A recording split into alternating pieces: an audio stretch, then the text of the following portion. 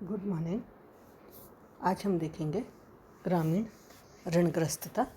मैं doctor Latika M Pandey, सह आचार्य समाजशास्त्र, राजकीय महिला महाविद्यालय शाहपुरा।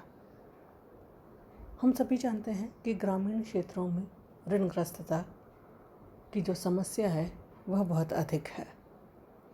ज़्यादातर लोग वहाँ पर कृषि कार्यों के साथ जुड़े हुए हैं और परिवार के अधिकतर लोग कृषि कार्य ही करते हैं।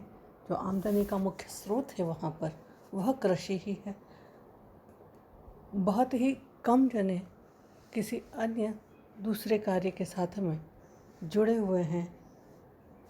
तो जो कृषि है वह मुख्य रूप से कार्य है और उस कारण से वहाँ पर क्या समस्याएं हैं, क्यों ऋणग्रस्तता आ रही है, उसकी चर्चा हम आज देखते हैं।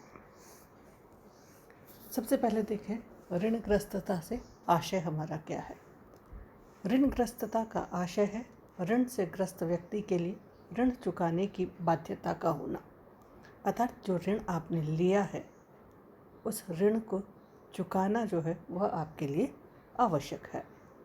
ग्रामीण भारत में निर्धन किसानों एवं मजदूरों द्वारा अपनी आवश्यकताओं के कारण लिया जाने वाला कर्ज जब बढ़ जाता है और वे उस कर्ज की अदायगी में असमर्थ हो जाते हैं तो यह स्थिति ग्रामीण ऋणग्रस्तता की समस्या उत्पन्न करती है।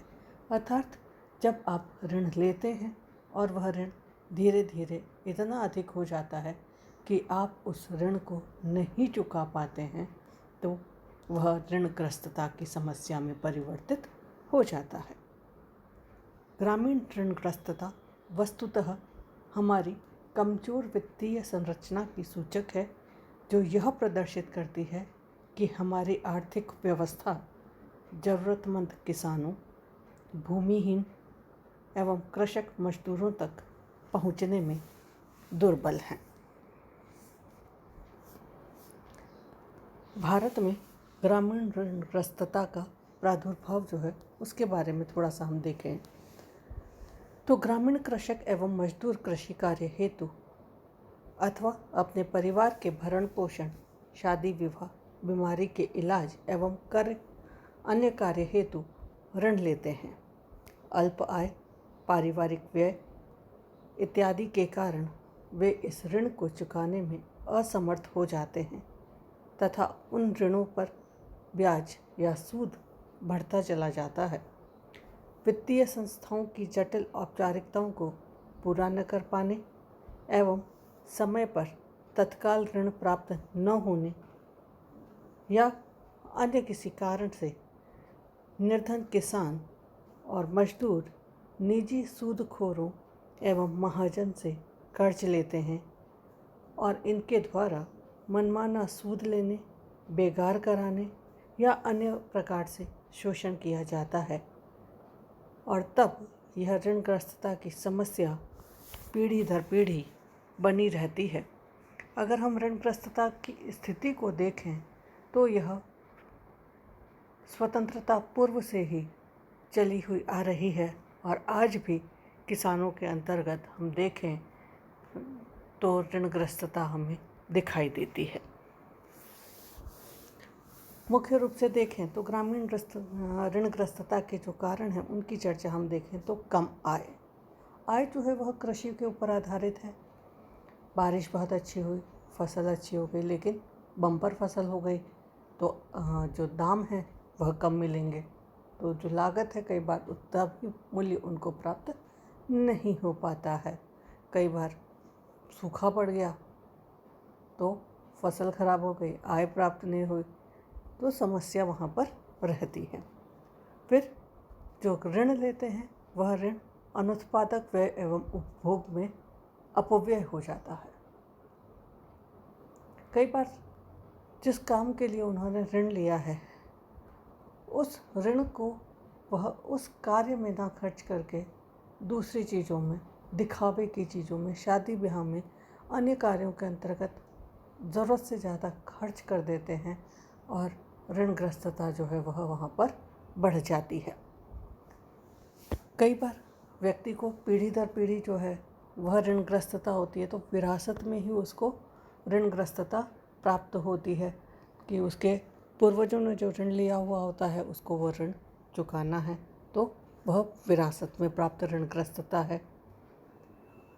एक सबसे बड़ी चीज़ देखी जाए तो हम देखें कि गाँवों के अंतर्गत छोटी छोटी बातों पर विवाद जो है वो बहुत अधिक दिखाई देता है, और विवादों के अंतर्गत कोर्ट में, पंचायत में जा कर के और विवाद को वो ले जाते हैं और वहाँ पर उनका बहुत पैसा खर्च हो जाता है जिसको कि वो बचा सकते हैं, लेकिन उस विवाद के अंतर्गत वो धन की बर्बादी होती रहती है। वह महाजन से या अन्य व्यक्ति से मनमाने जो दर है उसके ऊपर पैसा ले लेता है और फिर वो उसको चुका नहीं पाता है।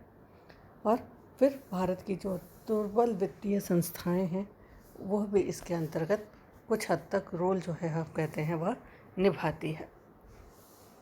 व्यावसायिक बैंकों द्वारा अपनी ऋण नीतियाँ इस प्रकार नहीं बनाई गई थी जिससे कृषि एवं ग्रामीण क्षेत्रों को पर्याप्त ऋण सुविधाएं उपलब्ध हो सके।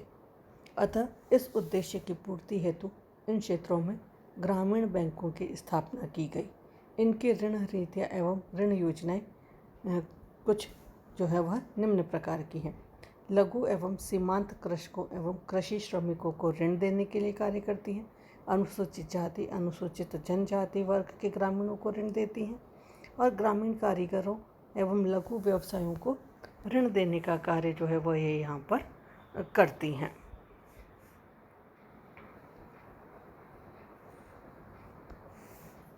उसके बाद कृषि आधारित उद्योग धंधे जो हैं उनकी बात हम देखें तो ग्रामीण क्षेत्रों में कृषि आधारित ऐसे उद्योग धंधों की स्थापना की जानी चाहिए जिनमें न्यूनतम प्रशिक्षण से स्थानीय आबादी के व्यक्तियों को रोजगार मिल सके तथा किसानों के उत्पाद की उसमें खपत हो सके। जैसे फ्लोर मिल लग जाए, राइस मिल लग जाए, तेल निकालने के लिए जो मशीनें हैं या कोल्हू से जो तेल निकलता है वो हो, फलों से बनने वाले विभिन्न सामान हैं, पापड़, बड़ी, चिप्स, अचार आदि के जो है उद्योग धंधे वो वहाँ पर लगने चाहिए। उनको देश के दूसरे भागों में भेजने की व्यवस्था भी की जानी चाहिए। ग्रामीण बेरोजगारों को ग्रामीण क्षेत्रों में रोजगार उपलब्ध कराने के लिए वहाँ के स्थानीय उत्पादों को ध्यान में रखते हुए लघु और कुटीर उद्योग धंधों की जो स्थापना है वह की जानी चाहिए, जिससे उनकी आय जो है वह बढ़े। वहाँ पर बैंकिंग सुविधाओं एवं सेवाओं की दुर्बल बाजार प्रणाली जो है उसके ऊपर कार्य किया जाना चाहिए। कर्ज देने की जो दोषपूर्ण प्रणाली है उसके ऊपर सरकार को कार्य करना चाहिए। मानसून की अनिश्चितता है, सामाजिक प्रथाओं और रीति रिवाज हैं उनमें जो अपव्यय हो जाता है उसके ऊपर रोक लगनी चाहिए। कृषि उत्पादों की जो उच्च लागत है उनको कम करने का प्रयास किया जाना चाहिए, जिससे कि आम जो किसान है वह भी इन सारी चीज़ों को खरीद सके, कृषि उत्पादन के जो साधन हैं उनको वह खरीद सके और अपनी उपज को वह बढ़ा सके। जो सामाजिक प्रथाएं या रीति रिवाज है, कुरीतियाँ जिनको कहें हम, जैसे मृत्यु भोज है, उसके ऊपर बहुत पैसा खर्च होता है। विवाह के अंतर्गत देखा जाए तो वहाँ पर बहुत पैसा खर्च होता है, तो उन चीज़ों पर रोक लगनी चाहिए जिससे कि किसानों का जो पैसा है वह अपव्यय नहीं हो। मानसून की अनिश्चितता, क्योंकि खेती हम कह रहे हैं तो पूर्ण रूप से मानसून पर आधारित हमारे यहाँ पर कृषि कार्य होता है। अब मानसून के ऊपर हमारा कोई जोर है नहीं यह, तो उसके कारण है। उसके बाद देखें जनसंख्या का कृषि पर बढ़ता हुआ दबाव और ग्रामीण क्षेत्रों में प्रचलित प्रच्छन्न बेरोजगारी। जनसंख्या दिन दुगुनी रात चौगुनी बढ़ रही है हम कह रहे हैं, और कृषि जिस मात्रा में बढ़नी चाहिए उस मात्रा में नहीं बढ़ रही है, उत्पादन उतना अधिक नहीं हो रहा है, तो दबाव जो है वहाँ पर बढ़ रहा है। और उस क्षेत्र के अंतर्गत देखा जाए तो जो लोग हैं वह एक या दो ही फसल ले पा रहे हैं अपने खेत में कृषि के अंतर्गत, और बाकी कुछ समय तक बेरोजगारी उनको का सामना उनको करना पड़ता है, क्योंकि वहाँ उनके खेत में तब कोई फसल होती नहीं और वो लोग फ्री वहाँ पर बैठे रहते हैं। उस समय उनके पास में कोई भी उत्पादन के लिए या आय का जो जरिया है वो वहाँ पर नहीं है। ये बेरोजगारी हमको दिखाई नहीं देती है, प्रच्छन्न बेरोजगारी है, लेकिन यह उस व्यक्ति की ऋणग्रस्तता को बढ़ाने में सहायक है।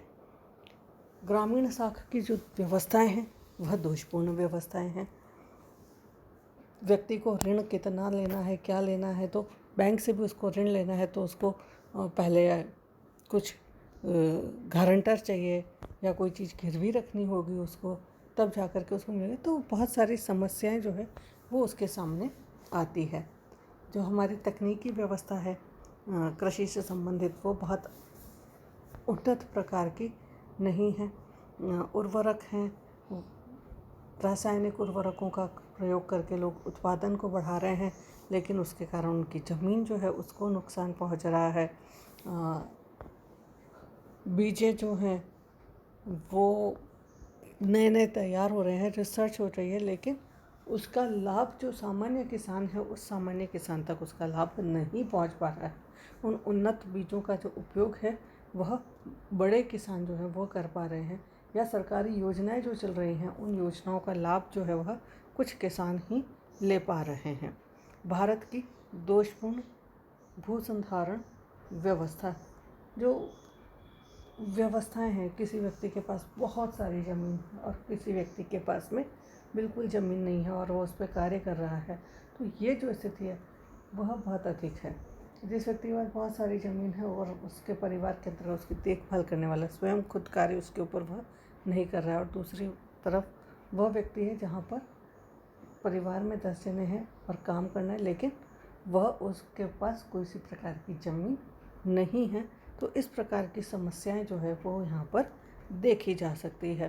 तो ये कुछ कारण हैं जो हमको ऋणग्रस्तता के लिए दिखाई देते हैं ग्रामीण क्षेत्रों के अंतर्गत। उनकी चर्चा हम यहाँ पर आज कर रहे हैं। इसके क्या परिणाम हैं उसकी चर्चा हम अगले वीडियो में करेंगे। Thank you.